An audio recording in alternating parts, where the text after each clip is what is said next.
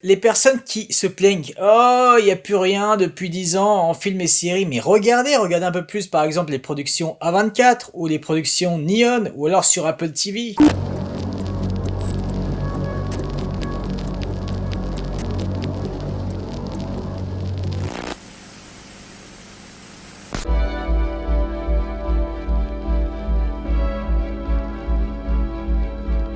Salutations camarades, on se retrouve aujourd'hui pour la réaction devant le trailer de For All Mankind, saison 4, la série que personne ne regarde, la série dont personne ne parle.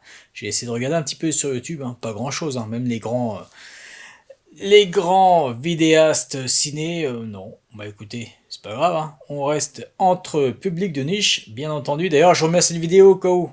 Faut pas hésiter à se barrer de la chaîne si vous attendez du Star Wars. Bref, je ne vais pas revenir sur le trop grand nombre de fans grand public qui attendent du Star Wars. Encore une fois, il n'y a aucun souci si t'es fan des grand public Star Wars, tu fais ce que tu veux. Mais juste, faut pas venir s'abonner sur ma chaîne parce que t'as vu une vidéo Star Wars ou t'as vu les vidéos mensuelles de Andorre, mais sans rien comprendre en fait du prisme de la chaîne, parce qu'après ça vient se plaindre, après ça attend du Star Wars. Et enfin bref, je vais pas revenir dessus. Donc voilà, c'est important de savoir où on va quand on s'abonne sur une chaîne. Surtout que ça porte le nom, la taverne résistante de Sphérix. On résiste contre l'entertainment régressif, les Netflix et compagnie, toutes ces conneries de merde là. On résiste et on défend le Star Wars authentique qu'est Andorre et les romans. Basta, voilà ce qu'est Star Wars pour moi, je le redis au cas où. Vraiment ça, parce que ça a causé des petits soucis sur la chaîne. Bref, je ne vais pas revenir dessus, on a assez blablaté, on se lance direct. Tu vois l'évolution. Non, il n'y a pas de VOST s'il vous plaît. Non mais cette série, il y a tellement peu de vues même en France que du coup, il n'y a même pas de VOST, c'est incroyable ça. Putain. Forcément à chaque décennie, tu vois l'évolution. Là on le voit bien sur Mars. Lui c'est bien, ça commence à vieillir. Elle, juste, oh, putain. Donc voilà. Son fils, putain, mais il a quel âge? Il a 18 ans, 20 ans. Je suis sûr que c'était lui, ça se trouve, qui était à Bécane, comme on l'a vu dans le teaser. Oh, j'ai des frissons de les revoir, putain. Par contre, il a pas trop vieilli. Voir ce... Voilà, la politique, c'est toujours très intéressant, voir où on en est, du coup, sur Terre. Ah, putain, ça promet. C'est bien que ce soit son mentor, lui, forcément, c'était sûr. Faut que ça continue dans cette lancée. Putain.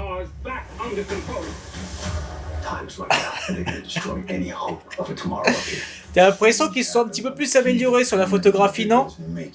T'as des voir Toby Kebbell, du coup, son rôle, là, voir où ça va nous mener. Putain. Putain, il y a la femme du perso de Toby Kebbell. Oh, c'est encore pire que... Dire que pourtant, on pensait y être dans la saison 4, vu ce qui se passait, le soulèvement. Mais non, là, on va y être encore plus, putain. C'est beau, bien. Leur relation à L2, là. Par contre, il y a un plan que t'as pas compris, là, qui était très bizarre. La valeur de plan n'était pas dingue avec les palmiers. Putain. Je suis vraiment très... Je parlerai après parce que là, du coup, je loupe des trucs, là. Ça va tellement vite, le montage forcément est surcuté, c'est normal pour un tel trailer. Par contre, voilà, ce qui me fait chier dans cette série, c'est les CGI. Depuis la saison 3, c'est vraiment pas dingue. Et putain, là, c'est... ça va partir en couille et il le faut, putain. Voilà, excellent plan, là. C'est ce qu'on avait vu dans le teaser. Putain, dire qu'il y en a qui passent à côté de cette série. Bon, après, voilà, chacun son prisme. Mais en fait, les personnes qui se plaignent, oh, il n'y a plus rien depuis 10 ans en film et séries, mais regardez un peu plus, par exemple, les productions A24 ou les productions Neon ou alors sur Apple TV. Je peux comprendre, il y a déjà 10 000 plateformes. Franchement, claquer des thunes à chaque fois, non.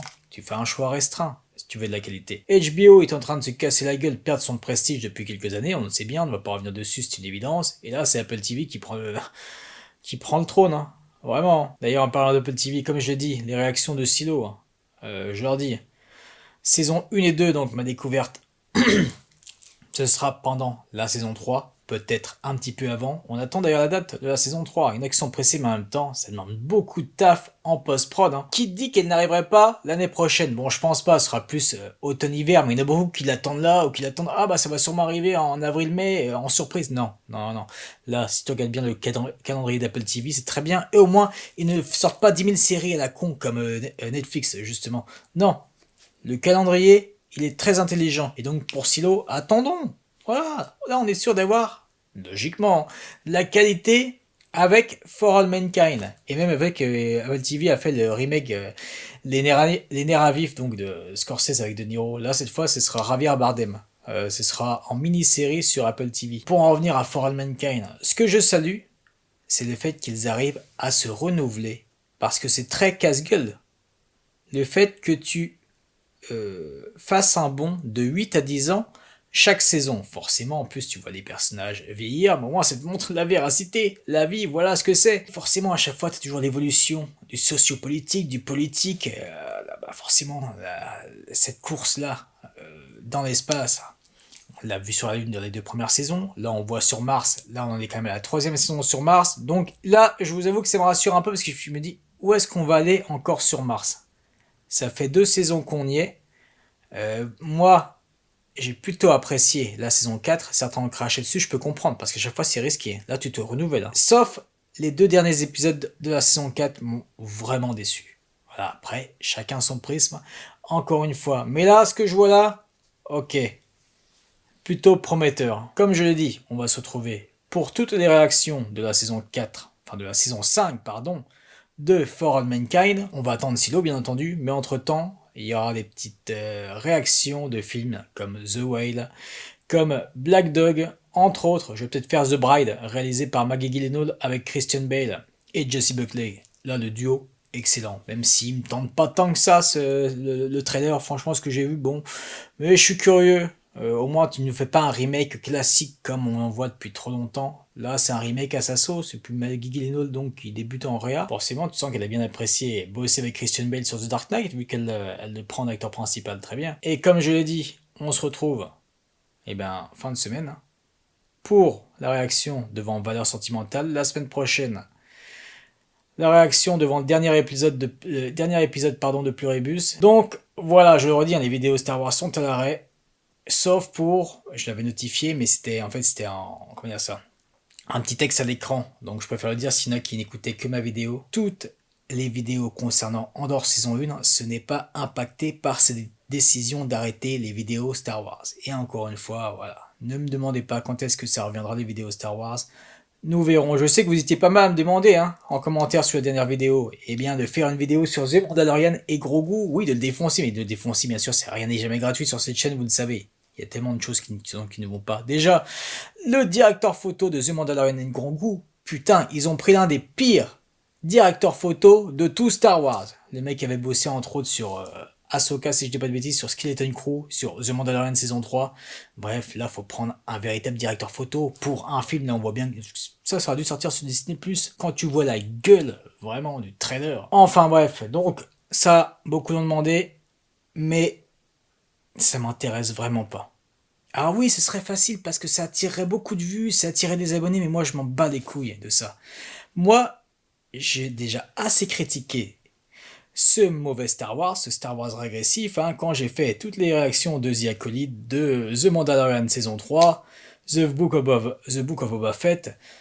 C'est bon, au bout d'un moment. C'est parce que je peux vous dire que faire des réactions, ensuite, il faut les monter. Et je peux vous dire que ça me cassait les couilles à chaque fois de faire les montages de chaque épisode par semaine, surtout quand il y a du vide en fait. Déjà, j'ai pas envie de me déplacer pour voir ce Mandalorian avec Grogu, s'il vous plaît.